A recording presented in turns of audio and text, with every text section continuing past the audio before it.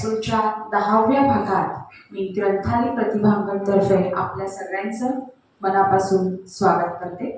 आजच्या आरोग्याची कॅप्सूलमध्ये आपल्यासोबत आहेत ज्येष्ठ दंतविकार तज्ञ डॉक्टर यशवंत इंगळे आणि त्यांच्याशी संवाद साधणार आहेत सुप्रसिद्ध मधुमेह तज्ञ डॉक्टर सतीश नाईक।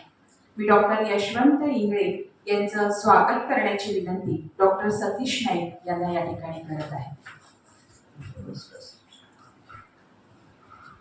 चेहरा खुलविणारा सर्जन म्हणून डॉक्टर यशवंत इंगळे यांना संपूर्ण महाराष्ट्र ओळखतो। चेहऱ्याच्या दुर्मिळ आणि क्लिष्ट शस्त्रक्रिया यशस्वीपणे करण्याचा त्यांचा दांडगा अनुभव आहे।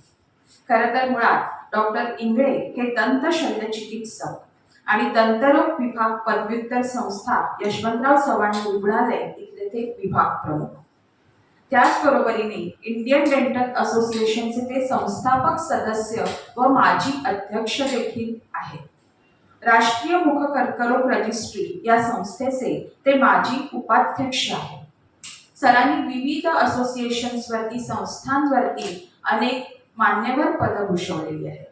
त्यापैकी एक म्हणजे PCMC या डॉक्टर्स असोसिएशनचे ते माजी अध्यक्ष राहिलेले आहेत। Doctor Ingle institute of dental सायन्सचे ते संस्थापक अध्यक्ष आहेत। सरांनी मानव सेवा विकास ट्रस्ट ही स्थापन केलेली आहे आणि त्याचे अध्यक्ष म्हणून देखील त्यांनी आतापर्यंत काम पाहिलेलं आहे आणि काम पाहत आहे। सरांबद्दल एक विशेष गोष्ट सांगायची म्हणजे कोरोनाच्या पश्चात म्युकरमायकोसिस या आजाराचा मोठ्या प्रमाणात फैलाव झालेला होता। या म्युकरमायकोसिसने बाधित झालेल्या रुग्णांच्या महाराष्ट्रामध्ये सर्वाधिक शस्त्रक्रिया करून सरांनी अनेकांना बरं केलेलं आहे। हे सरांचं खूप मोठं कोरोनाच्या काळातलं योगदान आहे। दंतशास्त्रावरती त्यांनी राष्ट्रीय आंतरराष्ट्रीय नियतकालिकांमध्ये अधिकाधिक लेखन केलेलं आहे। विविध पुरस्कारांनी सर सन्मानित आहे। त्यापैकी एक महत्त्वाच्या पुरस्काराचा उल्लेख करायचा म्हणजे फॅन्डेन डेंटल एक्सलन्स अवॉर्ड या राष्ट्रीय पुरस्काराने ते सन्मानित आहेत। पिंपरी चिंचवड येथील महापौरांच्या हस्ते त्यांचा नागरी सत्कारही झालेला आहे। हा सगळा दंत शल्यचिकित्सक म्हणून काम करत असताना नेहमीच त्यांनी सामाजिक बांधिलकीही राखलेली आहे। मग व्यसनमुक्ती असो, मुख आरोग्य याबाबतचं जनजागृती अभियान असो, ते सातत्याने या संदर्भात कार्यरत असतात। सरांचं फर्स्ट जून चाइल्ड हे आत्मचरित्र ग्रंथालयानेच प्रकाशित केलेलं आहे आणि आता त्याची दुसरी आवृत्ती प्रकाशनाच्या वाटेवर आहे। या आत्मचरित्राचा इंग्रजीतून अनुवाद झालेला आहे आणि लवकरच इंग्रजीत अनुवादित झालेलं पुस्तकही प्रकाशित होणार आहे आणि 2 भारतीय भाषांमध्ये देखील सरांच्या पुस्तकाचा अनुवाद होत आहे। आणि डॉक्टर यशवंत इंगळे आपल्याला नेहमीच लोकमत या वृत्तपत्रातील ते सदर लेखन करत असतात आणि त्या सदरातून आपल्याला भेटत असतात आणि आज ग्रंथालय प्रतिभांगणच्या व्यासपीठावरती आपण त्यांना ऐकणार आहोत। या पुढील कार्यक्रमाची सूत्र मी डॉक्टर सतीश नाईक यांच्याकडे देत आहे। धन्यवाद। नमस्कार। आरोग्याची कॅप्सूल या आपल्या नेहमी होणाऱ्या YouTube चॅनलच्या नवीन पर्वामध्ये मी आपल्या सगळ्यांचं स्वागत करतो। मी डॉक्टर सतीश नाईक आणि आज आपल्या सोबत आहे सुप्रसिद्ध दंतविकार तज्ञ। थोडंसं मला अडचणीचं जाते दंतविकार तज्ञ म्हणायला, डेंटिस्ट म्हणणं फार सोपं गेलं असतं, पण ही एक गोष्ट महत्वाची आहे की मला खरंच गंमत वाटली सर ते एवढेसं आणि त्या भागामध्ये 32 दात म्हणजे अख्खी स्पेशालिटी व्यवस्थित मिळाली म्हणजे जब्बर एक वेगळी मेडिकल कॉलेजसाठी उभी करायला लागली। थोडंसं आम्हाला प्रॉब्लेम माहिती नसते। ती माहिती कसली आहे तर ती पूर्वीपासून इतिहासात ही डेंटिस्ट्री किंवा हे वेगळं शास्त्र कसं काय उद्या आलं, जर थोडंसं इतिहासाकडे आपल्याला लोकांना माहिती आपण सांगूया। आपण सर्व प्राणी मात्र सगळ्यांना जे काही सजीव आहेत त्यांना दात आहेत। ज्यांना खाण्याची आवश्यकता असते त्यांना दातांची आवश्यकता असते, परंतु आपण मानव प्रगत प्राणी आहे असं समजूया। आपल्या तोंडामध्ये जे काही चर्वणासाठी आवश्यक असतात ते दात असतात. मग लहान मुलांसाठी जे असतात त्यांना दुधाचे दात म्हणतात. ते दुधाचे दात 20 असतात. आणि यंग किंवा पूर्ण याच्यासाठी जे दात असतात त्यांना आपण कायमचे दात म्हणतो, ते 32 असतात. आता दात तसा युनिटमध्ये कॅल्क्युलेट केला तर तो 1 दात, 2 दात, 3 दात, 4 दात असे अनेक दात असतात. 32 दात आहे. त्याच्यामुळे कधी कधी मी असंही म्हणू शकेन की कुठलेही बाकी पॅथीचे जे डॉक्टर आहेत, कानाचे डॉक्टर त्यांना 2च कान आहेत, डोळ्याचे डॉक्टर 2 डोळे आहेत, काना घसा किंवा आणखी पॅथी ज्या आहेत, परंतु आमच्यासाठी हे 32 दात आहे. प्रत्येक दाताला वेगवेगळा आजार आहे. प्रत्येक दातांचा आजार 32 संधी आहेत. 32 पेक्षा अनेक संधी आहेत. आणि दात आहेत म्हणून प्रॉब्लेम आहे, दात नाही म्हणून सुद्धा प्रॉब्लेम आहे. जन्मापासून दाताची आवश्यकता आहे. आणि मी असं म्हणेन की जोपर्यंत माणूस खाण्यायोग्य आहे, चावण्यायोग्य आहे, तोपर्यंत त्याला दाताची आवश्यकता आहे. आता असा दात जरी एक छोटासा असला तरी प्रत्येक दाताला एक आकार आहे, इनॅमल, डेंटिन, पल्प. आता ज्यावेळेस दाताचा कुठलाही आजार सुरू होतो तो दाताच्या महत्वाचा आजार म्हणजे दातांची कीड, किंवा आपण त्याला असं म्हणू शकतो की दंतक्षय किंवा दातांची कीड, जी सर्वसामान्यपणे लोकांना कॉमनली होत असते. अशा कीड ज्यावेळेस दातांमध्ये तिचा प्रादुर्भाव होतो आणि ती कीड दाताच्या नसेपर्यंत पोहोचते, ती कीड त्यामुळं त्या व्यक्तीला खूप वेदना, असह्य वेदना होतात. आणि ही वेदना तीच खरी आमच्या सर्वांसाठी पोट भरण्याचं एक साधन आहे, ज्याच्यामुळं दातांच्या या वेगळ्या स्पेशालिटीला जगभरात मान्यता मिळालेली आहे. एका छोट्याशा दातावरून किंवा या ओरल कॅव्हिटीवरून यावर पूर्णपणे एक शास्त्र, दंतशास्त्र, आणि त्याच्या वेगवेगळ्या 8 शाखा म्हणजे अशा शाखा आपण म्हणू शकतो की दात बनवण्याची वेगळी शाखा, दात वाचवण्याची वेगळी शाखा, दातांच्या पॅराओरल सभोवती असणाऱ्या स्ट्रक्चर्सना व्यवस्थित करण्याची शाखा, इम्प्लांटची शाखा, दात रोपणाची शाखा, किंवा लहान मुलांच्या बालदंतशास्त्रासाठी आवश्यक असलेली पीडियाट्रिक डेंटिस्ट्री, आणि सामाजिक दंतशास्त्रासाठी आवश्यक असलेली कम्युनिटी डेंटिस्ट्री, अशा प्रकारच्या 8 शाखा निर्माण झालेल्या आहेत. म्हणजे पूर्ण, आणि ह्या जगभरात मान्य शाखा आहेत. भारत देशामध्ये आपल्या या BDS हा प्राथमिक दंतशल्य चिकित्सकाचा जो कोर्स आहे, त्याच्यानंतर MDS ही पदव्युत्तर पदवी असलेली शाखा सुद्धा तयार आहे. आणि या पूर्ण हा सर्व दंत व्यवसाय जगभरातला, भारतातूनच नाही मिळत, परंतु जगभरामध्ये हा दंत व्यवसाय एका छोट्या दातापासून सुरू होऊन जगभरात प्रसिद्ध झालाय. आणि त्याच्यावर पूर्ण आपला शास्त्र तयार झालेलं आहे. दातांचा जर आपण उल्लेख पाहिला तर दाताचा इतिहासाच्या बाबतीत आपण विचार केला तर ज्यावेळेस मानवाला किंवा आदिमानवाला, मी म्हणेन आदिमानवाला किंवा मानवाला दात कुठलीही संवेदनाची जाणीव झाली, पेन या संवेदनाची जाणीव झाली असेल, तेव्हापासून खरा दातांचा इतिहास सुरू झाला असावा.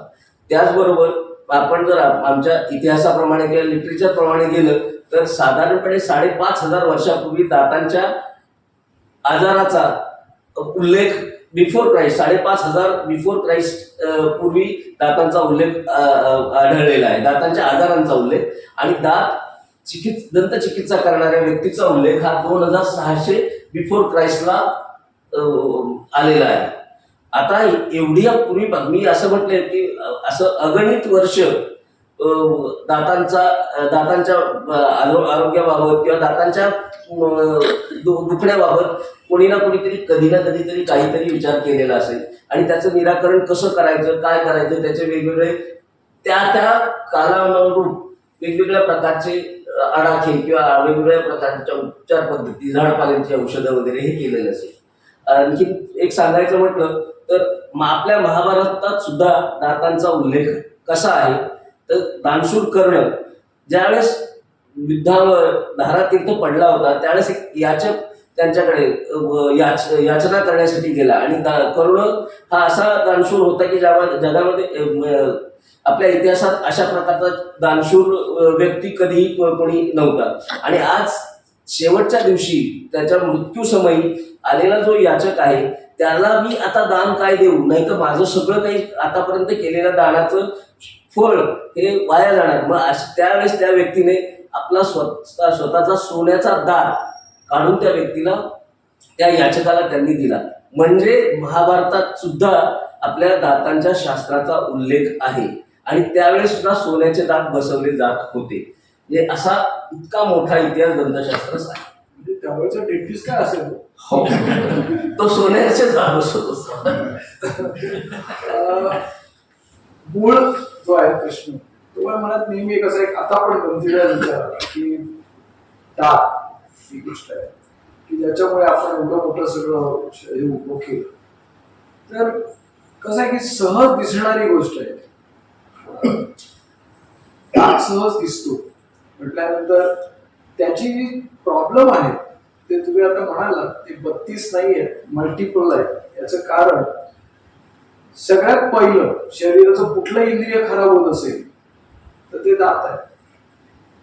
लहानपणी छोटा आहे बाळ, त्याचे बाकी सगळं झालं असतं, गुडगुडीत असतं बाळ. तोंड उघडलं की नाही गडबड, काळपट दात दिसले की कुठेतरी गडबड होते. म्हणजे तुम्हाला संधी तशा काय अनेक अनेक आहे, असं आहे. तर आम्ही जेव्हा लहान होतो नसतं तेव्हा मुळात काय व्हायचं, आम्हाला रागवू नका पण आम्ही दात्या डॉक्टर दातपाड्या म्हणायचो. आता मग जो मनात गणितीदार विचार आला तो आला की जो 2500 वर्षापूर्वी, सॉरी 2500 पण नाही म्हणता आला, 7,500 वर्षापूर्वी जेव्हा पहिला डेंटिस्ट होता तिकडे डेंटल चेअर तर नक्कीच खुर्ची असेल की नाही याची पण शंका होती, कारण फर्निचरचा इतिहास एवढा मोठा नाही. मग हे नेमकं दाताची ट्रीटमेंट काय करायची, मग डोक्यात कल्पना आली की काय ते एक फाईट मारून तोडायचे दात, काय करायचे, काहीतरी होत असेल ना त्यावेळेला. आता मात्र खूप बदललं, खूप बदललं. म्हणजे लहानपणी दात पाडणारे डॉक्टर डेंटिस्ट होते, आता एक्झॅक्टली याच्यावर दात वाचवणारा डॉक्टर म्हणजे डेंटिस्ट इज मोस्ट स्किल्ड. हा, जसं आमच्याकडे पूर्वी म्हणायचे की big surgeons give big scar, ती कल्पना मागे बोलू. आता जेवढा छोटा छेद करून तुम्ही सर्जरी करा तेवढं तुम्ही माणसाचे. ह्या सगळ्या बदलांकडे तुम्ही कसं बघता, कारण बरंच बदललंय तुमच्या आता जर बघायला गेलं तर आपलं काय आपलं तुम्ही सांगा काय.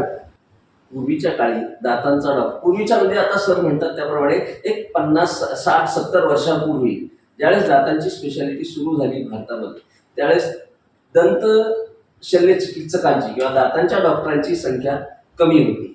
अशा कमी असलेल्या संख्येमध्ये आणि आपलं रुग्ण संख्या 1 दात 2 दात असे 32 दातांचे प्रत्येक व्यक्ती असे अनेक रुग्ण प्रत्येक दात दुखू लागत होता. मग अशा लोकांच्या दातांच्या समस्या खूपच होत्या किंवा खूप असायच्या. कीड ही आतापर्यंत अनेक वर्षापासून चालू आहे.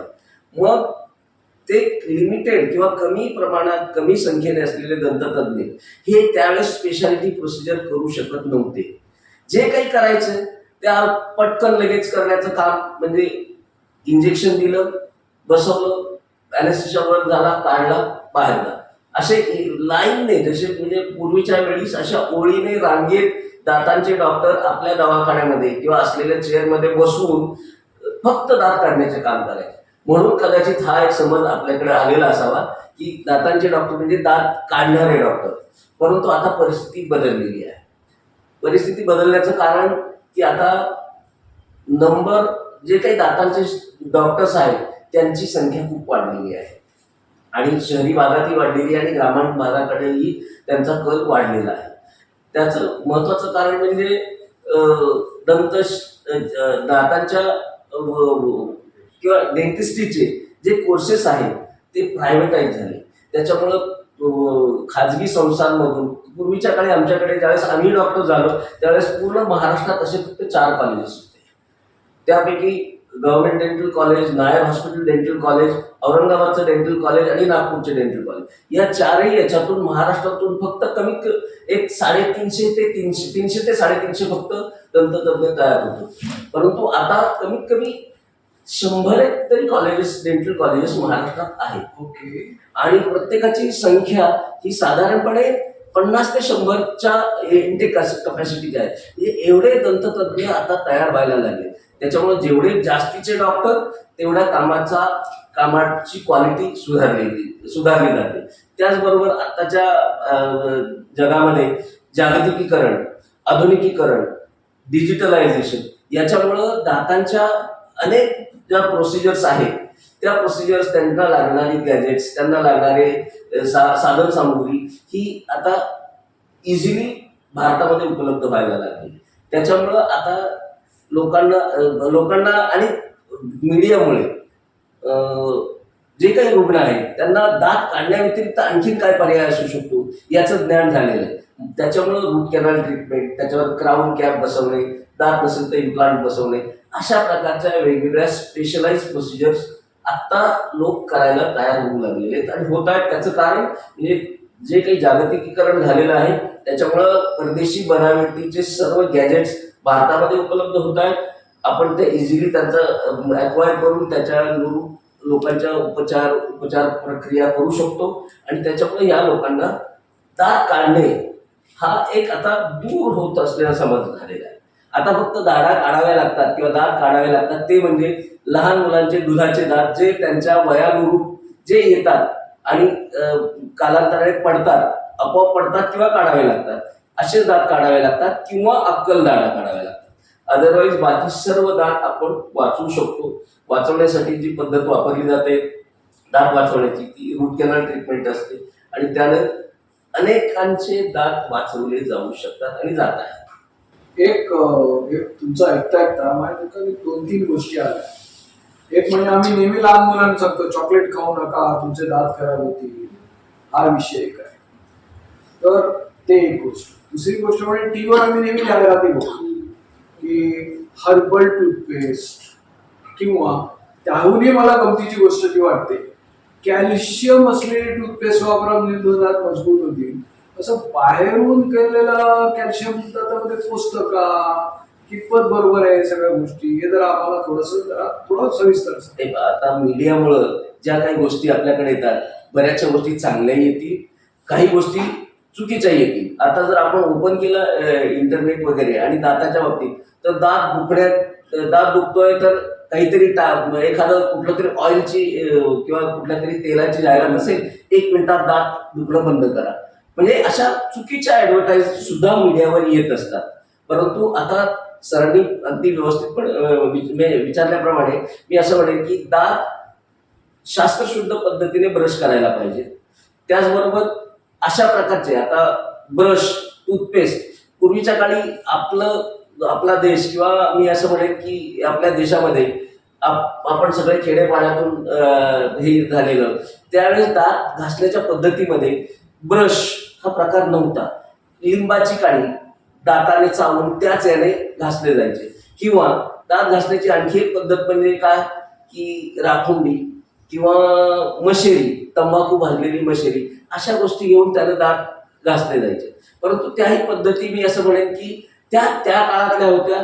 त्यावेळेस ऍडव्हान्समेंट नव्हती. आता ऍडव्हान्समेंट इतकी आलेली आहे की आपल्याला आपल्या दाताच्या ब्रशची रचना करण्यासाठी सुद्धा एखाद्या पोस्ट ग्रॅज्युएट डॉक्टरला त्याच्यावर पूर्णपणे प्रबंध लिहावा लागतो. म्हणजे दातांच्या ब्रिसल्सची रचना कशी असावी, दाताच्या किंवा जो ब्रश जो आहे, दाताचा जो ब्रश वापरतो त्याचं अँग्युलेशन काय असलं पाहिजे किंवा फॉर दॅट मॅटर असंही म्हणता येईल की टूथपेस्ट कुठल्या असाव्यात, कुठल्या नसाव्यात.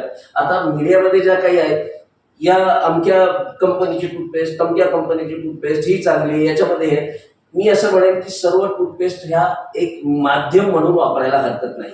त्याच्यामध्ये कमी बहुत प्रमाणात त्यांनी जे काही इन्ग्रेडियंट दिलेले असतात आणि त्या इन्ग्रेडियंटचा वापर ते फक्त एनहान्स करतात. शेवटी आपल्याला दात ब्रश करण्यासाठी काहीतरी मीडियम पाहिजे आणि मीडियम मध्ये मग आयुर्वेदिक असो, ॲलोपॅथिक असो किंवा आणखी कुठल्याही याचं असो, ते फक्त दात ब्रश करण्यासाठी आवश्यक असलेलं माध्यम म्हणून वापरावं. मी आता कुठल्याही कंपनीचा त्याच्यामुळे मी नाव घेऊ इच्छित नाही आणि घ्यायची माझी इच्छाही नाही, की जेणेकरून आपल्याला दात ब्रश करण्यासाठी किंवा स्वच्छ करण्यासाठी, पाण्याबरोबर चुळ्या भरण्यासाठी दातावर जो काही पेस्टचा जो भाग लावलेला आहे, पेस्ट हा प्रकार जो आहे तो का योग्य तेही मी आपल्याला सांगणार आहे. की पावडर जो फॉर्म आहे तो पावडर फॉर्म हा ग्रॅन्युलर स्वरूपात असतो आणि पावडर घासण्यासाठी बोटाचा वापर केला जातो. आता बोटावरती पावडर लागली आणि दातावर रब केली तर दाताचं ॲब्रेजन होतं, दाताच्या समोरच्या भागाची झीज होती, त्याच्यामुळं दात झिजतात. त्याच्यामुळे पेस्ट ही मऊ असते, स्मूथ असते. ब्रशवर फक्त ठेवायची जेवढी आवश्यक आहे, अगदी शेंगदाण्याचा पीनटचा जेवढा भाग असतो तेवढीच ठेवायची, पूर्णपणे भरून घ्यायची नाही. असा एक मी एका कंपनीच्या बाबतीत असंही ऐकलं होतं की टूथपेस्ट किती ब्रशवर घ्यावी आणि लावावी किंवा आपल्या टूथपेस्टचा खप कसा वाढवावा याच्यासाठी कंपन्यांमध्ये वेगवेगळ्या डायरेक्टर्समध्ये क्लुप्त्या चालू होते की अरे आपण असं करूया तसं करूया. तर मी एक गमतीचा भाग म्हणून मी आपल्याला हे सांगू इच्छितो. त्यावेळेस बाहेर बसलेला एक जो शिपाई होता, तो शिपाई काय म्हणाला, अरे काय हे इतका वेळ या चर्चा करतायत, त्यांनी एक का करत नाहीये, ती जी टूथपेस्ट आहे त्याचं जे नोझल आहे ते जे एवढं छोटं आहे थोडंसं वाढवावं, टूथपेस्ट जास्तीची वापरली जाईल. आणि ते कुठल्या तरी एका डायरेक्टरने ऐकलं आणि म्हणे ह्या माणसाने असं असं सांगितलं. ती आयडिया त्यांची म्हणजे आपल्याला टूथपेस्ट किती घ्यावी याचा जो भाग आहे तो पूर्ण ब्रशच्या ब्रिसलवर बसेल एवढी टूथपेस्ट आवश्यक नाही, फक्त पीनट एवढीच टूथपेस्ट अपेक्षित आहे. आणि ब्रश करण्यासाठी सायंटिफिक पद्धतीने ब्रश केले पाहिजे. ब्रश करताना दात जसे उगवतात, वरचा दात वरून खाली, खालचा दात खालून वर उगवतो, त्याप्रमाणे वर खाली असे स्ट्राइप्स दिले पाहिजेत. तसेच खालच्या आणि वरच्या दाढांच्या बाजूला सुद्धा अशाच प्रकारचे हे फटकारे असायला हवे. आडवे ब्रश करायचं नाही किंवा अगदी घाईघाईत 2 मिनिटासाठी ब्रश करून चला नाही, आता चहा गरम आहे, वाफाळलेला आहे, पटकन घ्यायचा आहे, ही पण घाई करण्यात अर्थ नाही. आतल्या बाजूने चावण्याच्या सरफेसवर आणि दाताच्या सगळ्या भागात ब्रश होईल. घासणे हा शब्द प्रयोग चुकीचा आहे. ते मला होतं नेहमी, मला असं तो दात घासायचे पण मला वाटायचं मोरिंगीचा ब्रश घेतला आणि मोरी घासायचं असं वाटायचं. पण तुम्हाला मुळात काय सांगायचं आहे की दात स्वच्छ करणे, साफ करणे, त्याच्यामध्ये असलेल्या गोष्टी आहेत ते काढून टाकणे हा आपला शब्दप्रयोग असायला म्हणजे आपला विचार. तर तुम्ही म्हणाला म्हणजे अन्नाचे कण राहिले, अमुक राहिले, कालची ती पालकची भाजी आपण टीव्ही बघतो ती, असं काय असेल तर ते काढून टाकायचं हा तुमचा मूळ उद्देश आहे. आणखी आपल्याला सांगतो, दात ब्रश आपण करतो. आतापर्यंत आपल्या सर्वजण दिवसातून एकदाच ब्रश करत नाही. मी तर म्हणतो की 60 ते 70, 80% लोक दिवसातून एकदाच ब्रश करत असतील, 2 वेळा करत नाही. आता 2 वेळा न करण्यामुळे काय प्रॉब्लेम होऊ शकतात हे मी सांगतो की आपल्या तोंड ओलसर असते, तोंडामध्ये लाळ आणि आपण जे काही अन्नकण खातो त्याचे जे काही मटेरियलचे कण वगैरे असतात ते त्याच्यावर, आणि त्याचा एक प्रकारचा थर दातावर जमा होतो, त्याला मी प्लाक म्हणतो, जो बुळबुळीत असतो. तुम्ही जर 12 तास ब्रश केला नाही आणि फक्त बोट फिरवलं तर काहीतरी असं ओशट असं दातावर बुळबुळीत आहे असं जाणवेल, थर फिल्म जाणवेल. आता ती फिल्म जर ती वेळीच निघाली नाही तर त्या अशा प्लाकच्या थरावर थर जमून त्याची कीटनमध्ये रूपांतर होते. आता 12 तासानंतर केलं की आपण परत झिरोवर आलो, प्लाक झिरो झाला. झिरो मी म्हणणार नाही कारण ब्रश कुठल्या पद्धती, परंतु प्लाक कमी झाला. परत 12 तासानंतर केलं, प्लाक परत कमी, म्हणजे जो काय वाढलेला प्लाक आहे तो कमी झाला. परंतु आपण बराच काळ ब्रश केला नाही तर त्या प्लाकचे थरावर थर साठून त्याच्यावर कीटन तयार होतं. आणि ते कीटन म्हणजे दातांच्या आणि हिरड्यांच्या मध्ये असलेल्या सल्कसमध्ये किंवा हिरड्यांच्या समोरच्या भागावर तयार होतं आणि मग कालांतराने तुम्हाला हिरड्यांचे आजार सुरू होतात. दातांची कीड तर सुरू होतेच आहे, परंतु हिरड्यांचे आजार सुद्धा सुरू होतात. म्हणून दिवसातून 2 वेळा ब्रश करणे आणि व्यवस्थितपणे ब्रश करणे आवश्यक आहे. त्यातच तुम्ही आता जे म्हणालात ते आम्ही जे ऐकलं होतं ते असं आहे की ज्यावेळेला तिथे किटाणू किंवा जर्म्स राहतात ते असलेल्या अन्न खाऊन त्याचं लॅक्टिक ऍसिड मध्ये रूपांतर करतात, त्या ऍसिडमुळे ते दात होतात. ते बरोबर आहे का सर? अगदी. आपण जे काही अन्नकण खातो ते आपल्या दातांमध्ये असलेल्या चिरा भेगा किंवा दाताचा चावण्याचा सरफेस हा रफ आहे, त्याला ऑक्लुजल सरफेस म्हणतात, किंवा 2 दातांच्या मध्ये असलेल्या फटी की जिथं आपला ब्रश जाऊ शकत नाही किंवा गेला नसेल आणि तिथं अन्नकण अडकलं असेल तर ते अन्न आणि आपण जे काही शर्करा आणि कार्बोहायड्रेट्स यांच्या मदतीने तिथं त्याचं विघटन होऊन ऍसिडमध्ये रूपांतर होतं. आणि आपल्याला माहित आहे की ऍसिड, कुठलंही ऍसिड तयार झालं आणि ते ऍसिड जरी जमिनीवर किंवा फरशीवर पडलं तरी ते डिकॅल्शियम म्हणजे तिथं जळतं ते. आपला दात किती टणक बनलेला असला, इनॅमल नावाच्या अत्यंत टणक अशा याचा बनलेला आहे, परंतु त्याच्यामध्ये असलेल्या चिराभेगांमध्ये अशा प्रकारचं अन्न अडकलं तर त्याचं ऍसिडमध्ये रूपांतर होऊन त्या दाताच्या तिथे छिद्र पडतं. त्याला आपण डिकॅल्सिफिकेशन म्हणूया, किंवा दाताच्या आतमध्ये जे असलेलं कॅल्शियम आहे ते काढून घेतलं जातं. मगाशी सरांनी मगाशी विचारलं होतं की वरून जास्त कॅल्शियम असलेल्या टूथपेस्ट देऊन खरोखर दातांचं हे होणार आहे का? मला असं वाटतंय की त्या कॅल्शियमचा दातांच्या वाढीसाठी किंवा दातांची कीड कमी करण्यासाठी काहीही उपयोग होणार नाही. कारण तुमच्या दातांच्या लेयर्स ज्या आहेत, इनॅमल, डेंटिन, ह्या लेयर्स तुमच्या इंट्रायुटेराइन लाईफमध्येच तयार झालेले असतात किंवा त्यांचं तिथं सुरुवात झालेली असते. आणि तुमचे दात हे तुमच्या वयाच्या 6व्या वर्षापासून परमनंट दात यायला लागतात आणि दुधाचे दात जे 20 असतात ते वयाच्या 6व्या महिन्यापासूनच सुरू होतात. म्हणजे तुम्ही आता वरून किती कॅल्शियम सोडलं तरी त्याचा दातांच्या बळकटीसाठी उपयोग होणार नाही, कदाचित हाडांच्या बळकटीसाठी होऊ शकेल. पण आता थोडक्यात सांगायचं तर आम्ही कुठेतरी दातावर आलोय, तर मला सगळ्यात जास्त कौतुक नेहमी वाटत आलं की दाताची टूथपेस्ट ही जास्तीत जास्त टेस्टी बनते. टेस्टी बनवायला लागले लोक, मग लहान मुलांसाठी आणखी वेगळी टेस्ट, याच्यासाठी आणि वेगळी टेस्ट. माझा अनुभव असा आहे की माझी नात ही टूथपेस्ट टेस्टी लागते, काय खायची. दात हा एक गोष्ट अशी आहे की ती सहज दिसू शकते, तरी सुद्धा मोठी माणसं त्या दातावर खूप अन्याय करत असतात. म्हणजे पानाचे तोपरे असो की आणि काही असो, कितीतरी गोष्टी आहेत. साधा आपण कोल्ड्रिंक पितो त्याचाही काहीतरी परिणाम, कलर बदलतो, स्मोकिंग करतो त्याने प्रश्न होतात. ते हे सगळं जरा आपल्या समाजाला समजावं, तुम्ही जरा डिटेल सांगा. आता दात सर्वांना आहे, लहान मुलांनाही आहे. लहान मुलांच्या दातांच्या स्वच्छतेची काळजी लहान मुलं स्वतः तर घेऊ शकणार नाही, त्याची काळजी कोणी घ्यायला पाहिजे? त्यांच्या आई वडिलांनी घ्यायला पाहिजे किंवा त्यांच्या पालकांनी घ्यायला पाहिजे. त्यांनी व्यवस्थितपणे दातांची काळजी घेतली तर ते त्या मुलांचे दात, इनफॅक्ट ते होण्यासाठी पालकांनी स्वतःच्या दातांची काळजी घेतली तरच ते पालकांना शिकवू.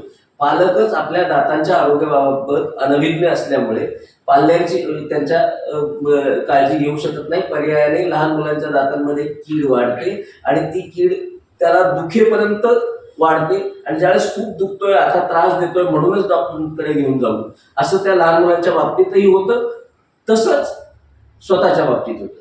आत्ताचे जे आपले सर्व नागरिक किंवा मी असं म्हणेन की रुग्ण आहेत आमच्याकडे जे येतात ते दातांची काळजी घेत नाहीत असं मी खचितच म्हणणार नाही. ते काळजी घेतही असतील परंतु प्रॉपरली घेत नसावे म्हणून दातांचे प्रॉब्लेम्स वाढलेले आहेत.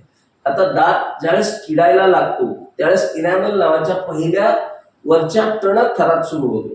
जे मगाशी सांगितलं त्याप्रमाणे ऍसिडमध्ये रूपांतर होतं आणि त्याचं छिद्र होतं. या स्टेजला दात दुखी ही पेनलेस असते, अजिबात कळत नाही की तुम्हाला तिथं कीड सुरू झालेली आहे. कदाचित फक्त अन्नकण अडकल्याचा आपल्याला भास होऊ शकेल की अन्नकण अडकलेलं आहे आणि काहीतरी अडकलेलं आहे एवढं फक्त कळेल, कारण ती इनॅमल मध्ये असते, तिथं कुठल्याही प्रकारचं नसतं, सेन्सेशन नसतं. परंतु ती कीड त्यावेळी जर त्या रुग्णाने त्याची काळजी घेतली नाही किंवा ती दंततज्ञाकडे गेले नाही तर ती कीड काही थांबणार नाही. त्याच्यासाठी त्यांना दंततज्ञाकडे जाऊन बाबा माझ्या दातामध्ये असं असं होतंय, काय करायला हवं.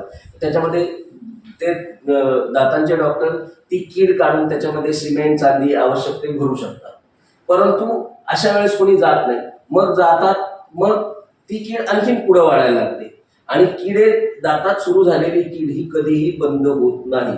म्हणजे जोपर्यंत त्याचे उपचार करत नाही तोपर्यंत बंद होत नाही, कारण एकदा कीड सुरू झाली की तिचा वाढता वेग असणार आहे आणि मग ती दाताची कीड दाताच्या डेंटिन नावाच्या दुसऱ्या थरापर्यंत जाते. ज्यावेळेस दुसऱ्या थरापर्यंत जाते त्यावेळेस मग आपल्याला जाणवायला लागतं की थंड पाणी घेतलं कळ लागते, गरम चहा किंवा आणखी काही घेतलं कळ लागतंय. मग अशा वेळेस वाटतं की काय जायला हवं, परंतु आपण आपला लिथार्जीपणा काळजी घेण्याची आपली तेवढी मानसिकता नसल्यामुळं दुखतंय ना, थोडंसं जाणवतंय ना, काडीने काढू किंवा एखादी गोळी घेऊ म्हणून असं वेळ काढतात. परंतु ज्यावेळेस त्यांना ती कीड, त्याही वेळेस त्यांनी त्याचा दातांच्या डॉक्टरकडे जाऊन त्याचा उपचार केला नाही तर ती कीड जाते नसपर्यंत. मग ही स्टेज जी असते तिला आम्ही अक्यूट पल्पायटिस म्हणतो, ज्याच्यामध्ये ज्यावेळेस किडीचा प्रादुर्भाव दाताच्या नसेपर्यंत होतो आणि ती सगळ्यात पेनफुल स्टेज आहे अक्यूट पल्पायटिस. मग त्यावेळेस दातांच्या डॉक्टरांकडे त्यांना जावं लागतं. म्हणजे असं मी म्हणेन की आपले सर्व नागरिक किंवा रुग्ण दातांचा प्रॉब्लेम आपल्याला स्वतःला जाणवत नाही तोपर्यंत दातांच्या डॉक्टरांकडे जाण्याचा प्रपंच करत नाही. मग आता एक गोष्ट आताच सांगून टाका की साधारणपणे आपण म्हणतो ना प्रिव्हेंटिव्ह हा. चेकअप, तसं दातांचा प्रिव्हेंटिव्ह चेकअप किती वेळाला केला पाहिजे आणि दातांच्या डॉक्टरांना म्हणजे फ्रिक्वेन्सी हा म्हणायचा गोष्ट आहे. आणि आपण आपल्या दातांची काळजी घेणं, मी आता ऍडल्ट कडे बघते, लहान मुलांकडे नाही, काय घेतलं पाहिजे म्हणजे आपण काय काय केलं की आपले दात तेवढे खराब होणार नाही. पहिलं, दिवसात 6 महिन्यातून एकदा प्रॉब्लेम असो अथवा नसो, दातांचा कुठलाही प्रॉब्लेम असो अथवा नसो, दातांच्या डॉक्टरांकडे जाऊन तपासणी करावी. आवश्यक असणारे वरचेवर असलेली कीड, दातांच्या हिरड्यांच्या आरोग्याबाबत किंवा दातांवर जे कीटण जमा झालेले आहेत, अशा ज्या प्रिव्हेंटिव्ह गोष्टी आहेत त्या पैकी केल्या तर त्यांना मोठे आजार, दातांचे खर्चिक आणि मोठे आजार होणार नाही. दुसरी गोष्ट, ज्यावेळेस दातांच्या कीड खूप खोलवर गेलेली आहे त्यावेळेस आपल्याला तो प्रकार, ती जी उपचार पद्धती आहे ती थोडीशी खर्चिक आहे, वेळ खाणारी आहे, ही करू लागू नये म्हणून प्रिव्हेंटिव्ह ट्रीटमेंट ही जर आपण एखाद्या व्यक्तीने वेळोवेळी दातांच्या डॉक्टरांकडे जाऊन तपासण्या केल्या तर प्रिव्हेंटिव्ह उपचार त्यांचे होणार आहेत. त्याच्यामुळे होणारे जादा खर्चाचे आणि वेळ खाणारे उपचार करण्याची आवश्यकता भासणार नाही. नंतर दातांच्या आरोग्याबाबत, हिरड्यांच्या आरोग्याबाबत ही काळजी घेतली पाहिजे. आणखीन आपण एक मध्ये प्रश्न विचारला होता, आणि आता त्याच प्रश्नाचं एक्सटेन्शन महत्वाचं म्हणजे हे तर करावंच, परंतु आपल्यास असलेल्या सगळ्या सवयी म्हणजे गुटखा, पान, तंबाखू किंवा यासारख्या अशा कुठल्याही सवयी असतील तर त्या करू नये. याच्यामुळे दात, हिरड्या यांना नक्कीच अपाय होतो. आता त्याचंच एक्सटेन्शन मला मदत करायचं आहे. त्यामुळे पेप्सी म्हणा किंवा इतर गोष्टी आपण अनेक असतो, सिगरेट पिणं म्हणा किंवा आणि काही अशा गोष्टी आपण वापरतो, त्यामुळे दात बिघडतातच, रंग पण बिघडतो आणि सगळं होतं. तर हा एक प्रश्न आला आमच्याकडे.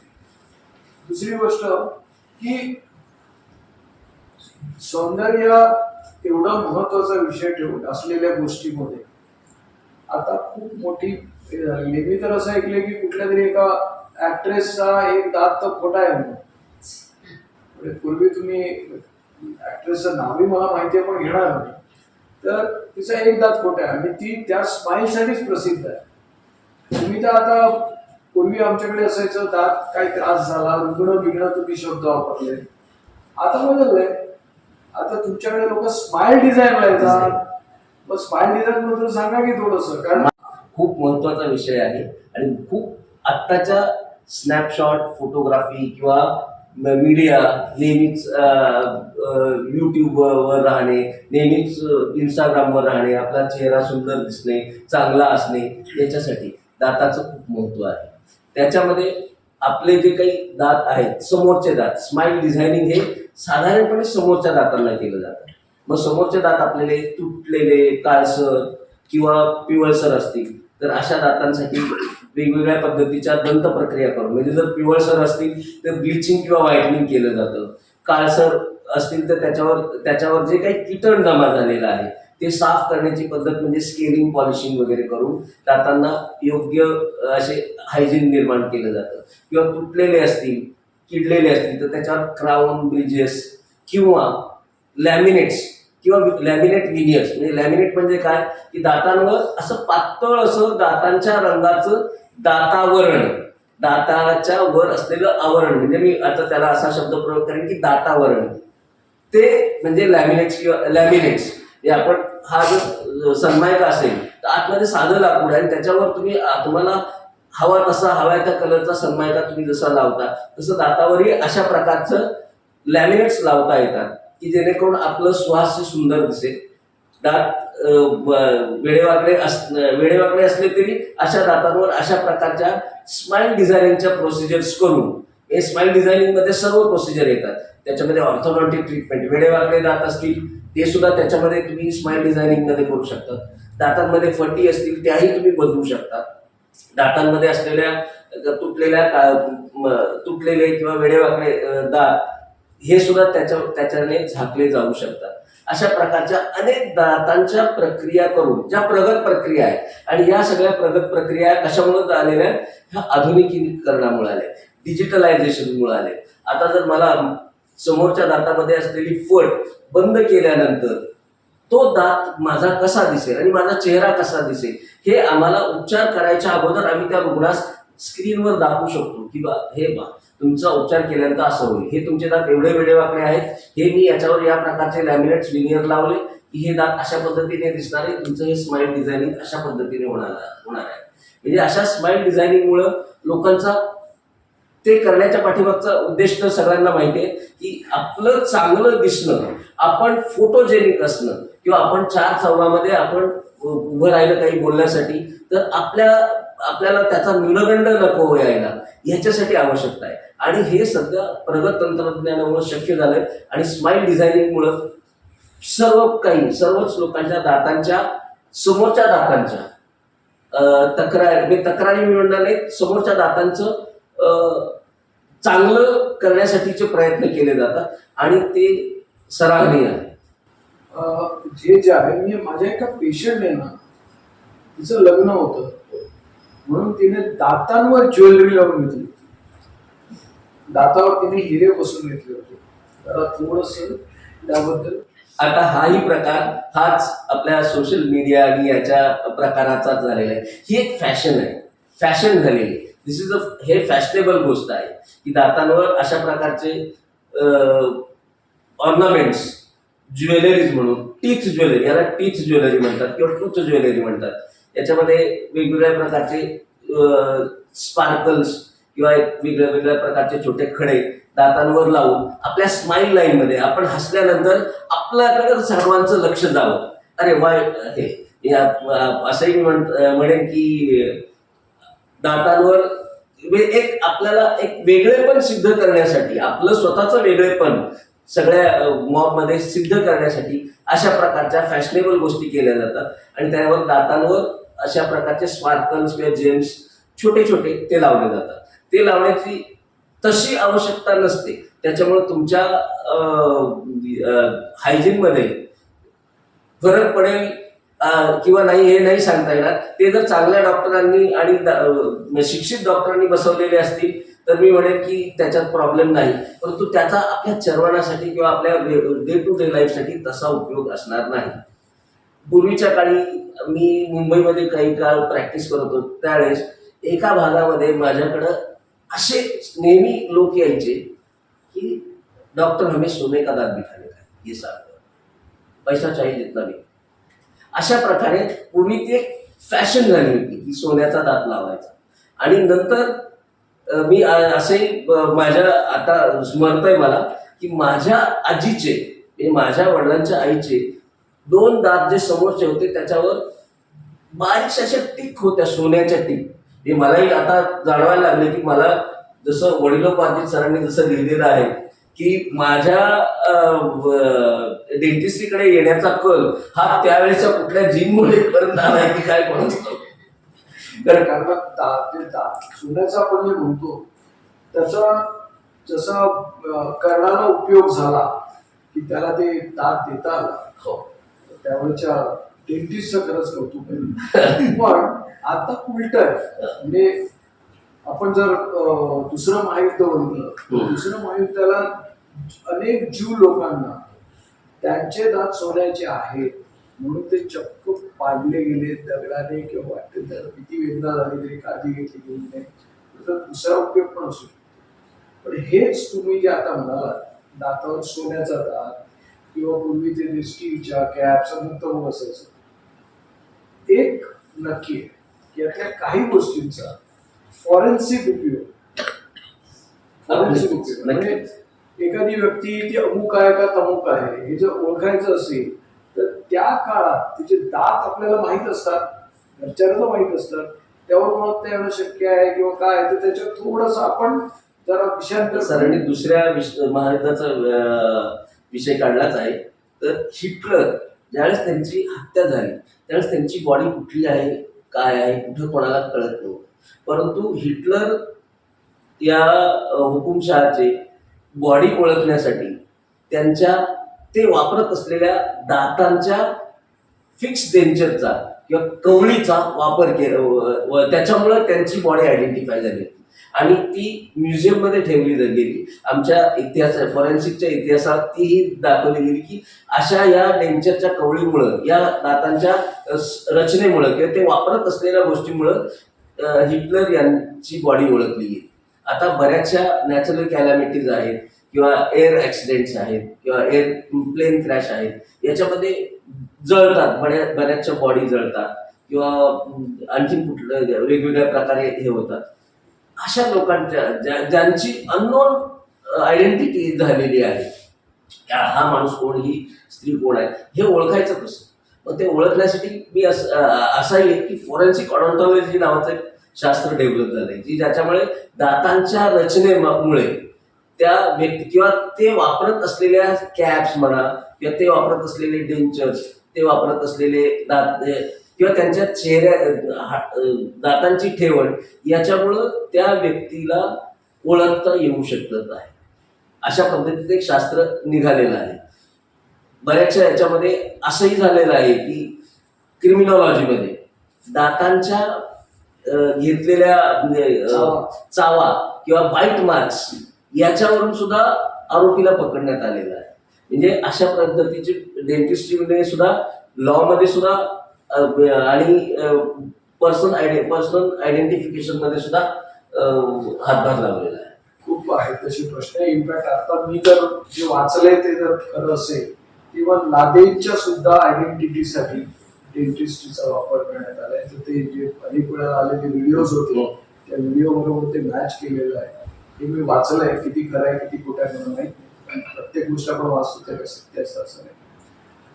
मला बघाचपासून तुम्ही जे म्हणताय की 32 दात आणि त्याच्या गुणाकार असलेल्या संधी, याच्यामध्ये आता जे लोकांची वय वाढत आहे, कारण मी बेसिकली डायबेटॉलॉजिस्ट, तर आम्हाला नेहमी एक प्रश्न असतो, लोकांना सांगतो आम्ही सॅलड खा हा करा, पण ज्यांच्या तोंडात दात नाही त्याला सॅलड खाणं कितीतरी आवड होतं.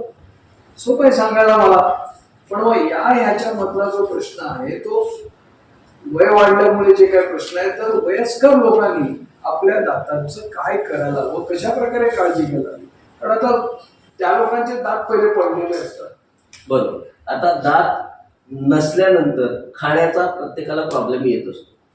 समोरचे दात नसतील तर दिसण्या, बोलण्याचा न्यूनगंड आणि पाठीमागचे दात नसतील, दाढा नसतील तर खाण्याचा प्रॉब्लेम. आता सर जसं म्हणतात की आम्ही आहार हा देतोय, आम्ही डायबेटॉलॉजिस्ट आहात, आमचे किंवा आमचा डायटिशियन हे आपल्याला हे प्रिस्क्राईब करतो, या प्रकारे आहार घ्या, ते शक्य होत नाही. त्याचं कारण नसलेले दात. आता दात नसले तर बनवण्याच्या पद्धती वेगवेगळ्या आहेत. पूर्वी दातांची काढण्या घालण्याची कवळ्या बनवायची पद्धत होती. मग 1-2 दात नसतील, 4-5 दात नसतील तर त्याच्यासाठी आंशिक कवळ्या, ॲक्रिलिक किंवा फायबरच्या त्या ॲक्रिलिक दातांच्या कवळ्या बनवल्या जायच्या. जर पूर्ण दात नसतील तर पूर्ण कवळ्या बनवल्या जायच्या. किंवा त्याच्यानंतर पूर्ण कवळ्या किंवा आंशिक कवळ्या ज्या काढण्या घालण्याच्या असतात त्यांचे प्रॉब्लेम्स यायला लागले. खाणं काही तेवढं इफिशियंटली होत नव्हतं. मग दात लावण्याच्या पद्धती बदलल्या. पूर्वी अस्तित्वात होत्या परंतु थोड्या खर्चिक असायच्या. त्याला क्राऊन अँड ब्रिजेस म्हणतात. की ते जे दात आहेत आजूबाजूच्या 2 चांगल्या स्ट्रॉंग दातांचा सपोर्ट घेऊन त्यांचा आधार घेऊन बनवलेले दातांचे ब्रिजेस ते टिकाऊ असायचे, बराच काळ टिकतात आणि ते पद्धत आजही प्रचलित आहे. त्याच्यामुळं आपल्याला आपलं जेवण खाण व्यवस्थितपणे करता येऊ शकतं. त्याचबरोबर आणखी एक प्रकार आता नवीन सुरू झालेला आहे, नवीन आलेला आहे. तो नवीन म्हणजे 30-35-40 वर्षापासून चालू आहे, परंतु आता तो वाढीस लागलेला आहे किंवा लोकांची अवेअरनेस झाल्यामुळं तो म्हणजे डेंटल इम्प्लांट्स. दात फिक्स ब्रिज बसवण्यासाठी बाजूच्या 2 चांगल्या दातांचं ग्राइंडिंग करावं लागायचं आणि त्याच्यावर ब्रिज बसवला जायचा. म्हणजे 2 दातांचा आजूबाजूच्या 2 दातांच्या स्ट्रक्चरचा जो होणारा इरिव्हर्सिबल लॉस आहे तो टाळण्यासाठी इम्प्लांट ही प्रक्रिया आली. की मग जिथं दात नाही तिथं टायटॅनियम धातूचा एक स्क्रू आतमध्ये इन्सर्ट केला जायचा बोनमध्ये आणि त्याच्यावर दात बनवला जायचा. त्याला इम्प्लांटॉलॉजीची सुरुवात झाली. आता ही इम्प्लांटॉलॉजी अशा थरापर्यंत गेलेली आहे की तुमच्या तोंडामध्ये जेवढे दात नसतील तेवढे आपण किंवा पूर्ण काहीही दात नसले तरी इम्प्लांट सपोर्टेड टीथ देऊन इम्प्लांटच्या सहाय्यानं दातांची रचना बनवून आपण सर्व तरुण माणसासारखे त्या व्यक्तीला, मग तो किती वयोवृद्ध असला तरी त्यांना त्या पद्धतीचे दात देऊन त्यांचं जेवण खाण सॅलड किंवा जे काही मांसाचा आहार आहे मांसाहार वगैरे करू शकतील अशा पद्धतीचे दात देणं शक्य झालंय ते इम्प्लांटॉलॉजीमुळे. आता इम्प्लांटॉलॉजीमध्ये 2 प्रकार आहेत. एक म्हणजे इम्प्लांट हा हाडाच्या मधल्या मेड्युलरी बोनमध्ये किंवा कॅन्सलस बोनमध्ये बसवला जातो, जो बसवण्यासाठी साधारणपणे 2 ते 3 महिन्याचा कालावधी लागतो. इम्प्लांट इन्सर्ट केल्यानंतर, इम्प्लांट म्हणजे काय, टायटॅनियम धातूचा स्क्रूच्या आकाराचा एक इम्प्लांट असतो, तो आतमध्ये इन्सर्ट केला जातो आणि त्याच्यावर अबॅटमेंट लावून दात बसवला जातो. हा रुटीन इम्प्लांटॉलॉजीची पद्धत आहे ज्याच्यामध्ये 2 ते 3 महिने लागतात आणि 2 ते 3 महिन्यात तो इम्प्लांट दाताच्या हाडामध्ये रुजल्यानंतर त्याच्यावर अबॅटमेंट लावून दात दिला जातो. परंतु आता अशी पद्धत सुरू झालेली आहे की ज्यावेळेस दात जातात किंवा अनेक दात नाही, तर अशा वेळेस त्या ठिकाणी बेझल किंवा कॉर्टिकल इम्प्लांट्स टाकले जातात. बेझल किंवा कॉर्टिकल इम्प्लांट्स म्हणजे काय की या प्रकारचे सिंगल पीस इम्प्लांट असतात, जे इम्प्लांट दाताच्या हाडाच्या कॅन्सलस बोनमध्ये न टाकता कॉर्टिकल बोनमध्ये टाकले जातात आणि ते कॉर्टिकल बोनमध्ये टाकलेले इम्प्लांट टाकलेल्या दिवसापासूनच फिक्स होतात, हलत नाही, इतके स्ट्रॉंग बसतात आणि मग अशा इम्प्लांट्सवर दातांची रचना करून अगदी 72 तासात त्या व्यक्तीला फिक्स दात देता येऊ शकतात. या प्रकारचे इम्प्लांट हे स्मूथ सरफेस टायटॅनियमचे इम्प्लांट असल्यामुळे इन्फेक्शनची भीती नाही, बराच काळ टिकतात आणि त्याच्यावर आणखीन ॲडव्हान्समेंट सुद्धा येत आहे की अशा प्रकारच्या दात लावण्याच्या पद्धती ह्या स्क्रू रिटेन करता येतील की काय, याच्यावर सुद्धा रिसर्च चालू आहे. याच्यामध्ये मला माझी आजी होती, तिने कवळी लावली होती. काही दिवसानंतर तिची कवळी लूज व्हायला लागली. तेव्हा सांगण्यात आलं की खालचं जे दाताचं जे हाडांचं हे आहे ते बारीक झालं. असा प्रश्न यावरती होतो का, एक मिनिट पूर्ण करू द्या प्रश्न, मग आपण दोन्हीचं एकत्र बोलू. तर असं इम्प्लांटच्या बाबतीत होऊ शकतं का काही दिवसांनंतर किंवा काही याच्यानंतर? दुसरी गोष्ट हेच आपण ज्याला म्हणतो बाईट म्हणतो, म्हणजे आता माझे सरळ असलेले दात काही वर्षांनी माझ्या बायटिंगच्या पद्धतीमुळं थोडेसे पुढे आले. अर्थात ते पुढे आले म्हणजे माझ्या वरच्या हिरड्यांची पण काहीतरी रचना बदललेली आहे, त्याचा संबंध काय. आणि तिसरी गोष्ट, इम्प्लांट मध्ये समजा एक दात माझा पिवळा आहे आणि बाकीचे आम्ही सफेद कलरचे एकदम पांढरे दिसले, ते विचित्र दिसते. ह्या सगळ्या गोष्टीमध्ये सुद्धा तुम्ही आता बरंच तंत्रज्ञान पुढे गेलं त्याबद्दल तिन्ही गोष्टी एकत्र. आता ज्यावेळेस आपण काढण्या घालण्याची कवळी वापरतो त्यावेळेस ती अनेक वर्ष वापरल्यामुळं त्या जबड्याच्या हाडाची झीज होत असते आणि ती झीज होते ती वरच्या कॅन्सलस बोन म्हणजे वरच्या दाताच्या जबड्याच्या वरच्या भागाच्या हाडाची झीज होत असते. खालचं जे कॅन्सलस किंवा कॉर्टिकल बोन आहे त्याची कधीही झीज होत नाही. आता ते ज्यावेळेस झीज झाली की मग ते कवळी बसत नाही, मग तुम्हाला ती कवळी बदलावी लागते. मात्र इम्प्लांटच्या बाबतीत ज्यावेळेस तुम्ही आतमध्ये इम्प्लांट दातामध्ये जबड्यामध्ये इन्सर्ट करता त्यावेळेस ऑस्टिओब्लास्टिक म्हणजे हाड भरून निघण्याची प्रक्रिया सुरू राहते. कारण तिथं तुम्ही लोड दिलेला असतो. तुमच्या नेहमीच्या चावण्याच्या प्रक्रियेमुळं तिथं हाड बनण्याची प्रक्रिया सुरू होते. तशी प्रक्रिया कवळीमध्ये नसते. तिथं ती ऑस्टिओक्लास्टिक ऍक्टिव्हिटी चालू होते म्हणजे हाड झिजण्याची प्रक्रिया सुरू होत असते. त्याच्यामुळं इम्प्लांट लावलेल्या दात कधीही मी असे म्हणेन की ते अनेक वर्ष टिकणारे दात असतात.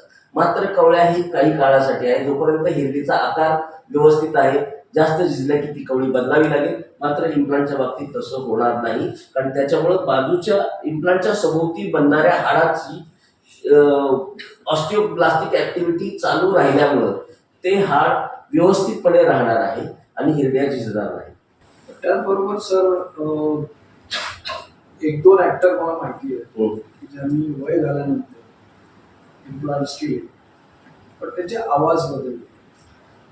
आवाजाचं काय? आवाज बदलू शकेल. आता त्यावर सुद्धा शास्त्रीय आधुनिक तंत्रज्ञानानं काही निघेल असं आतापर्यंत तरी आवाजाच्या स्वरयंत्राच्या बाबतीत फोनेशन आणि दातांमुळे फोनेशन नक्कीच सुधारतं हे आम्हाला माहिती आहे. परंतु माझा पूर्वीचा आवाज हा असा होता आणि आता दात लावल्यानंतर असा झालाय. विचार बदलले ते, हा उच्चार बदलू शकतात. बरोबर. आता मी आपल्याला आणखी एक गोष्ट आवर्जून सांगू इच्छितो की रिचर्ड ॲटेनबरा यांचा गांधी हा पिक्चर सर्वांनी पाहिलेला आहे. या गांधीमध्ये ज्या व्यक्तीने गांधीची भूमिका केली ती बेन किंग्सले. त्यांनी गांधी ही भूमिका साकारण्यासाठी स्वतःचे सगळे दात काढून टाकले आणि आणि गांधीचा रोल केला. आता एवढा मोठा हॉलिवूड ऍक्टर त्यांनी अशा पद्धतीचे सगळे दात काढून एक भूमिका बजावण्यासाठी केले हे त्यांचं डेडिकेशन. परंतु त्याहीपेक्षा त्यांनी डेंटिस्टीवर तेवढा विश्वास ठेवला की माझं आता या तरुण वयात माझे सगळे दात निघाले तरी मला हे दात परत मिळणार आहेत.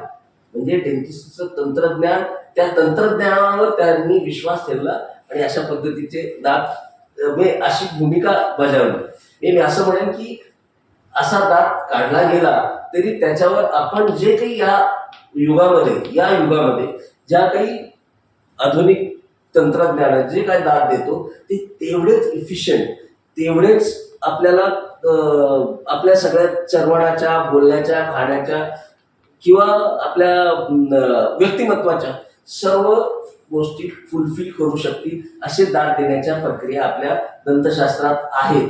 आणि त्यामुळंच हा छोटासा दात अनेक पिढ्यानपिढ्या त्यांचा हे एक शास्त्र तयार, पिढ्यानपिढ्यांचं एक मोठं शास्त्र तयार झालं. मान्य, पण त्यात तुम्ही लकी आहात. कारण काय माहितीये का, सहसा डेंटिस्ट बद्दल लोक वाईट बोलत नाही, बाकी डॉक्टर बद्दल बोलतात. नाही असं आहे कधी असंही नाही म्हणता आहे ते आहे हो, कशाला आपण ते लपवायचं.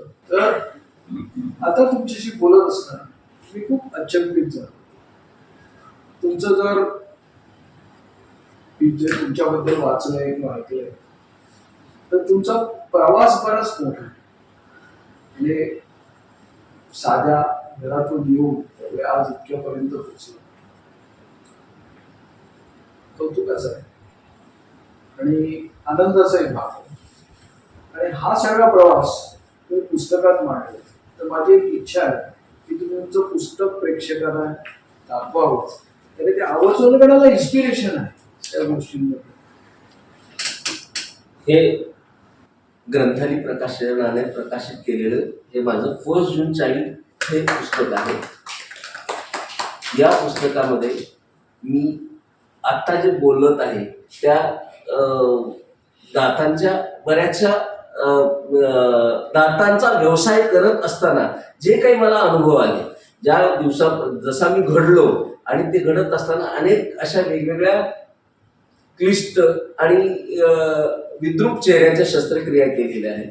आणि त्या शस्त्रक्रिया करत असताना आलेले अनुभव किंवा म्युकॉरमायकोसिस या आजारात ज्या लोकांच्या मी काही शस्त्रक्रिया केल्या त्यांच्या बाबतीत आणि ओव्हरऑल माझा जो दंतशास्त्राचा माझा लहान मुलापासून दातांच्या सह आतापर्यंत येण्याचा जो प्रवास आहे हा याच्यामध्ये मांडलेला आहे. सर तुझं इंग्लिश ट्रान्सलेशन दाखव की त्याचं एक इंग्लिश ट्रान्सलेशन आता होत आहे.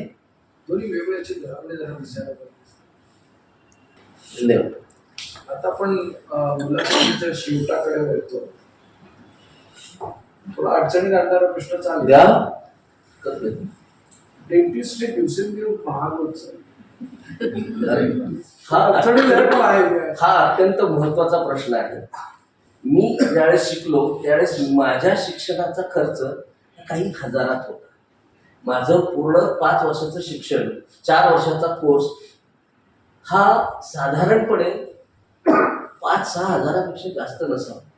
त्यावेळेस मी शासकीय दंत महाविद्यालयात शिकलो. आता शिक्षणाच्या फीज इतक्या वाढलेल्या आहेत.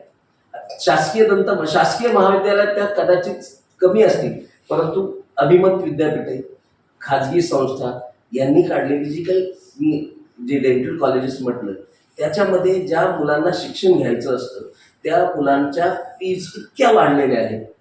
त्या फीज हा पहिला प्रश्न. दुसरं, दातांचे जे काही दवाखाने थाटावे लागतात ते आता पूर्वीसारखे दातांचे दवाखाने छोटे राहिलेले नाही. त्यांना कुठल्या तरी मॉलमध्ये रोड फेसिंग मोठ्या याच्यामधली चौकातली जागा लागते. हे अशा पद्धतीचे आणि त्यांचा इस्टॅब्लिशमेंट कॉस्ट, त्यांना आवश्यक असणारी जी काही आवश्यक असणारी तंत्रज्ञानाची जी काही गॅजेट्स आहेत ती पण कॉस्टली आहेत. त्यांच्या चेअर्स लाखो रुपयांच्या किमतीच्या चेअर्स असतात. त्यांना लागणारे जे काही गॅजेट्स आहेत ज्या आपण आधुनिक दंतशास्त्राच्या पद्धतीवर कुठलाही दातांचा दवाखाना आता तुम्ही जाल तर त्याच्यामध्ये तुम्हाला पूर्वी आम्ही जो एक्सरे हाताने डेव्हलप करून डार्क रूम मध्ये जाऊन डेव्हलप करून तो बघायचा हे करत होतो. आता तो एक्सरे तशा पद्धतीने बघितला जात नाही. तुमच्याकडे कॉम्प्युटर लागतोय, तुमच्याकडे तो RVG लागतोय, तुमच्याकडे ते सॉफ्टवेअर लागतंय आणि तुम्ही एका मिनिटात तो बघू शकता. हे तंत्रज्ञान वाढले पण कॉस्ट खूप वाढलेले आहे. त्याचबरोबर ज्या काही आता आपण ज्या सगळ्या सर्वांनी डिस्कस केल्या त्या सगळ्या प्रक्रिया करण्यासाठी खर्च लागतो. त्याचबरोबर देखभाल, त्या गॅजेटची देखभाल, दुरुस्ती, रोजचा मेंटेनन्स आणि आपण शिक्षणासाठी जो खर्च केला आहे त्यांच्या फिया, या सगळ्यांचा जर विचार केला तर डेंटिस्ट्री खचितच थोडीशी महाग वाटत असेल. पण आम्हाला ती महाग का वाटत नाहीये? कारण आमचं शिक्षण आम्हाला मलाही अजूनही कधी कधी शेजारचा एवढे पैसे घेतो तुम्हाला एवढे का घ्यावे लागतात हा एक विचार येतो. मी असाच प्रश्न माझ्या एका सिनियर कलिगला विचारला होता की सर, आपलं एवढ्या मोठ्या शहरामध्ये एवढ्या मोठ्या सेंट्रल प्लेसला क्लिनिक आहे, आपण जे मटेरियल वापरतात त्याच ब्रँडचे त्याच याचे मटेरियल मी वापरतो. जे कौशल्य आपण ज्या संस्थेतून घेतलेले तेच कौशल्य माझ्याकडे आहे, मीही तेच करतो. फक्त मी ट्रीट करतो तो सर्वसामान्य माणूस, आपण ट्रीट करतात ते सेलिब्रिटी. आपल्या फीज ट्रिमेंडस आहे, आमच्या फीज एवढ्या आहे, हा फरक हेही विचारलं. पण आता असं म्हणायचंय की ते म्हणतात की आमच्या एस्टॅब्लिशमेंट कॉस्ट एवढ्या आहेत, तुमच्याकडे कॉस्ट एवढ्या लागतातच असं नाही, म्हणून तुम्ही जे घेता ते तुमच्या पद्धतीने. परंतु असं माझं म्हणायचंय की डेंटिस्ट्री हा जो व्यवसाय आहे तो कॉस्टवर न राहता कौशल्य आणि त्या व्यक्तीच्या एस्टॅब्लिशमेंटवर असावा असं मलाही वाटतं. दुसरी महत्वाची गोष्ट, आपल्या देशामध्ये डेंटिस्ट्री महाग आपण म्हणू शकतो सर्वसामान्य भारतीय म्हणून, परंतु परदेशस्थ भारतीय किंवा परदेशस्थ लोकांना भारतातला दंत व्यवसाय हा अत्यंत स्वस्त वाटतो. चीप शब्द वापरत नाही मी, कारण चीप म्हटल्यानंतर त्याचा दुसराही अर्थ होऊ शकतो. स्वस्त वाटतो. एखादा परदेशस्थ भारतीय स्वतःला झालेल्या दातांच्या आजाराचे उपचार भारतामध्ये येऊन त्याच तोडीचे अमेरिकेत किंवा इंग्लंड अशा देशांमध्ये, प्रगत देशांमध्ये जे काही उपचार तिथे करू शकतात त्याच प्रकारचे उपचार आपण इथं करू शकतो त्या पद्धतीने, परंतु अत्यंत कमी खर्चात. त्या व्यक्तीला महिनाभर इथं राहून सुट्टी एन्जॉय करून स्वतःची दाताची ट्रीटमेंट करून जरी परत गेला तरी तो स्वस्तच वाटणार आहे.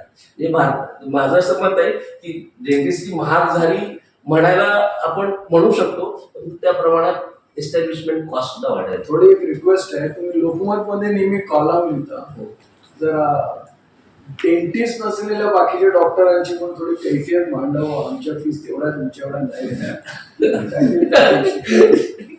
प्रश्नच. आज तुम्ही खूप काही आम्हाला छानपैकी सांगितलं. आमच्या काही प्रश्नांची उत्तरं तुम्ही दिली.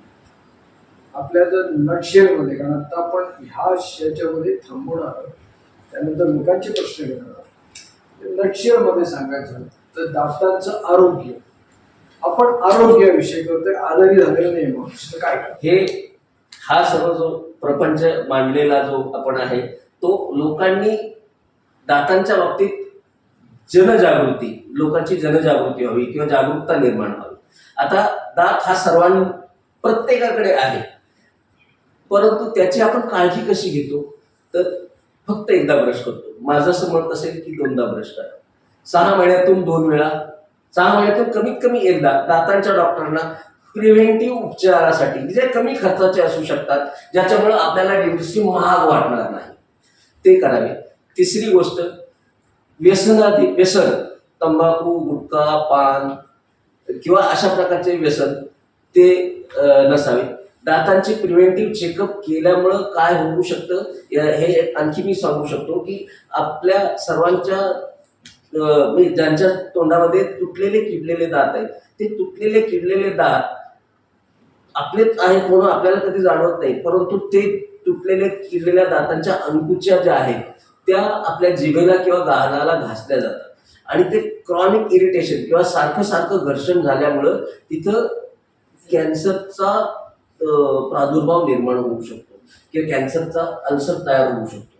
त्यामुळं प्रिव्हेंटिव्ह चेकअप कशासाठी महत्वाचं आहे की या सर्व गोष्टी, की मला नंतर चालून कुठलाही दातांचा आजार नको, जबड्याचा आजार नको, हिरड्यांचा आजार नको, कॅन्सरचा आजार नको, यासाठी समतोल आहार, व्यवस्थितपणे दिवसातून जे जे काही आपण अन्न खातो ते चावण्यायोग्य असावं, सर्व अन्नाचं व्यवस्थितपणे चर्वण करण्यासाठी आपल्याकडे सगळे दात असावेत, हेही तितकंच महत्वाचं आहे.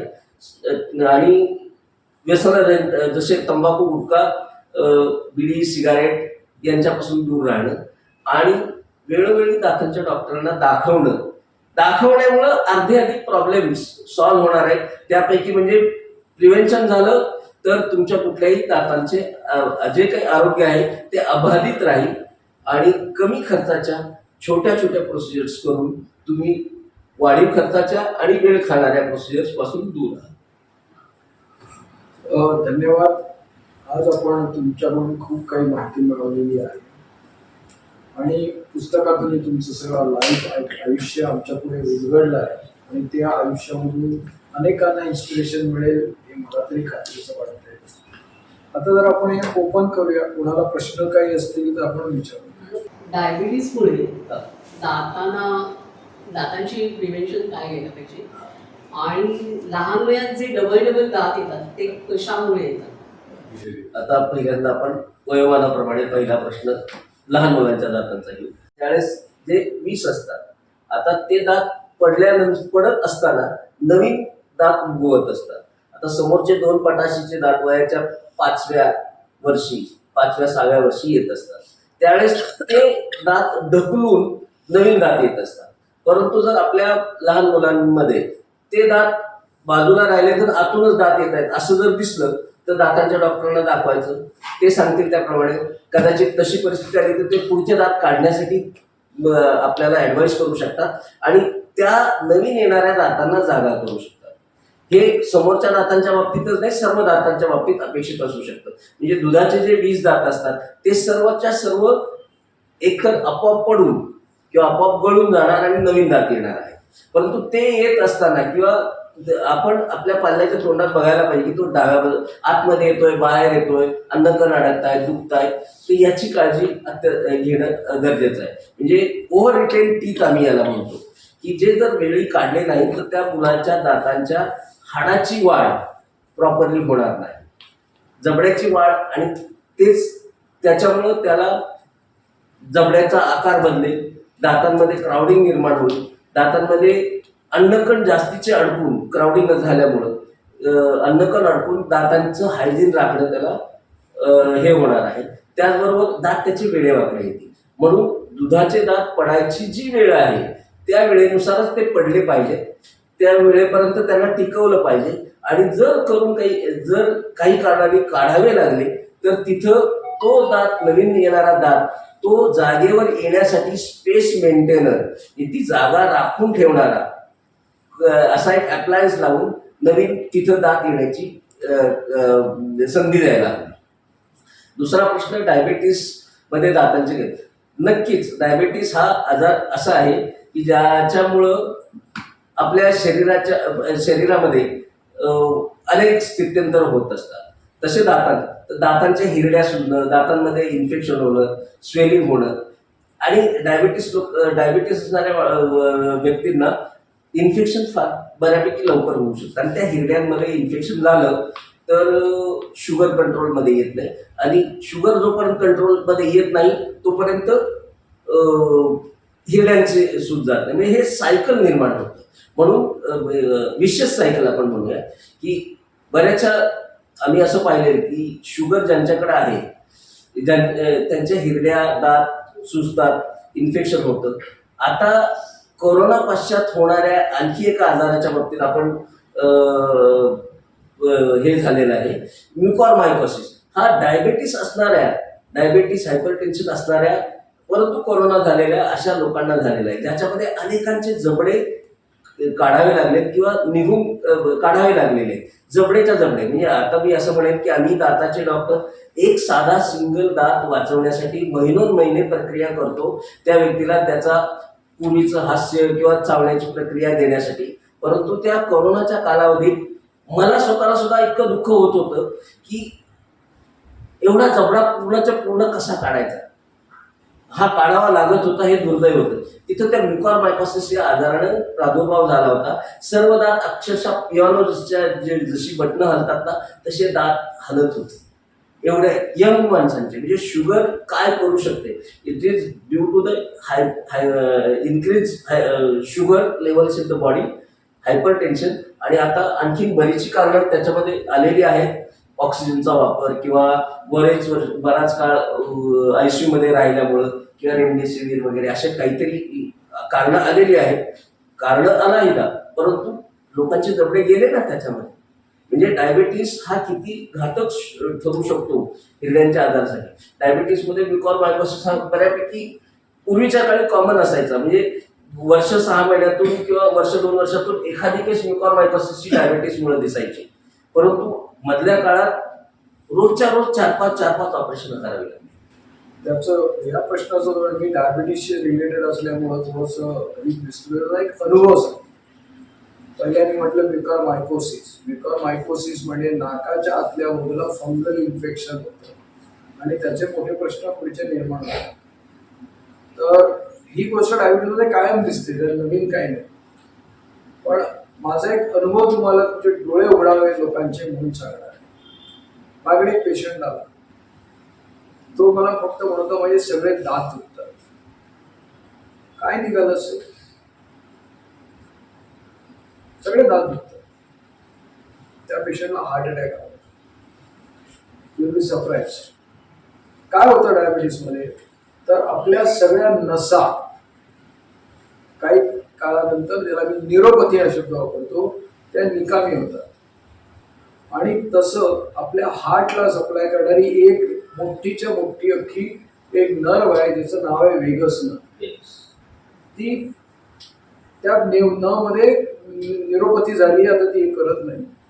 पण माझी ट्यूब पुढे भेटली, दात त्या वेगस नर्वने झालेली नाही. त्या पेशंटची पल्स खूप फास्ट होती, त्यामुळे मला कळलं होतं की कुठेतरी न्यूरोपॅथी आहे, ती पण ऑटोनॉमिक न्यूरोपॅथी. सगळे दात एका वेळेला दुखणं हे जे ओव्हरऑल ज्याला म्हणतात फिजिओलॉजी किंवा अनाटॉमी याच्यामध्ये शक्य नाही, कारण प्रत्येक दाताला वेगळी नर्व आहे. सगळ्यांना एकदम कशा दुखतील, काहीतरी गडबड आहे. आणि पेशंटचं शेवटी तो इव्हन डेंटिस्टकडे पण जाऊन आला होता. दुर्दैव असं असतं की आम्ही जे डिव्हिजन केलेलं आहे, डेंटिस्ट म्हणजे दाताचं बघणार, मी वेगळं बघणार, त्यामुळे आमचं एकमेकांची असतं ना, म्हणजे काय म्हणतात त्याला, इंटिग्रेशन ती होत नाही. आणि त्या पेशंटचं ॲक्च्युली हार्टचं जे पंपिंग असतं ते फक्त 30% शिल्लक राहिलं होतं.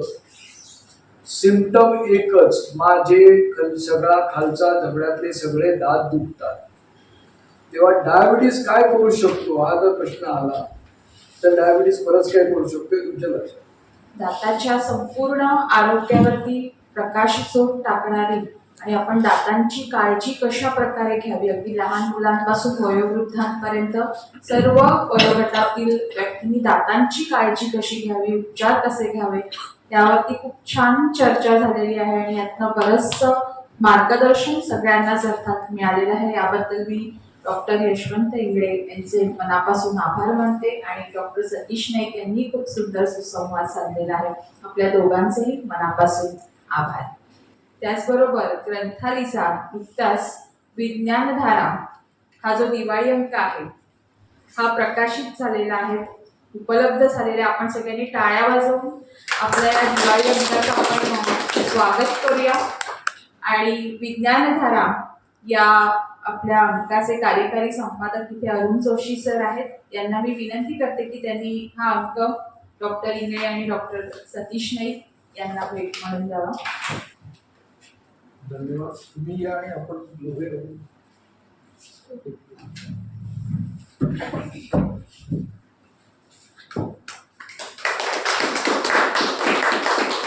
धन्यवाद. आज इथंच थांबूया. धन्यवाद डॉक्टर इंगळे, तुम्ही इथे आलात आणि खूप आम्हाला चांगलं मार्गदर्शन केलं याबद्दल आपलेही धन्यवाद. आपण आम्हाला बोलण्यासाठी खूप चांगल्या संधी दिल्या, त्याच्याबद्दल मी धन्यवाद.